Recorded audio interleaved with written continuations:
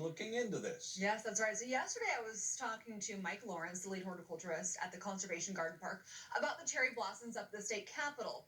Those are running behind schedule and will probably peak in the next 2 to 3 weeks. But during our conversation, he brought up some other topics that I just really felt like I should share with you. I have good news and I have bad news. Let's start with the bad news. Because some of our blooms are running late, he's a little concerned about how that might impact our wildlife in the coming months. I do wonder how much this is going to affect uh, birds who are in who have their babies in their nest that kind of rely on those things, those fruits, kind of blooming at a certain time or fruiting at a certain time, because I think the fruiting is going to have to be late too. All right, so a little concerned about how that will impact those animals, especially with some of those fruit trees not blossoming until probably June. And then he said that there is some good news though. While some plants are running late, there is a chance this could lead to a super bloom.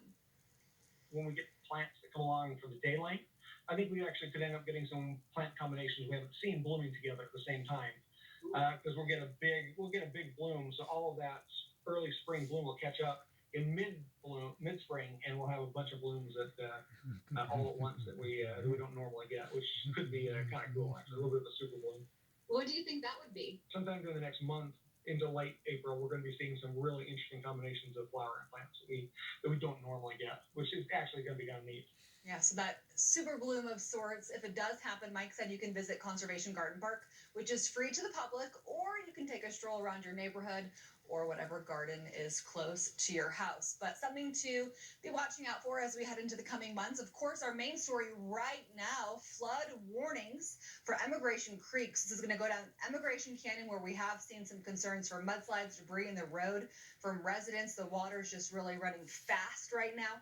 Hogle Zoo says they don't have any problems right now. They just posted an update. We're happy about that because this does run right by Hogle Zoo. So this will likely peak though around 10 p.m. to midnight, and it will gradually recede through the early morning hours tomorrow. We're going to be checking in with Darian DeBrule in just a few minutes to get some more live information from where some of that flooding is the worst right now at 1700 South and 1500 East. Through the night, we have rain moving in, potentially some snow tomorrow morning. So let's talk about Salt Lake City first. We're this red line. Starting at about 3 a.m., precipitation is going to return, likely peaking numerous to widespread from about 6 a.m. through 11 a.m. tomorrow. For Ogden, you're the yellow line. You're likely going to see your peak, same time frame, about 6 a.m. to 11 a.m. tomorrow.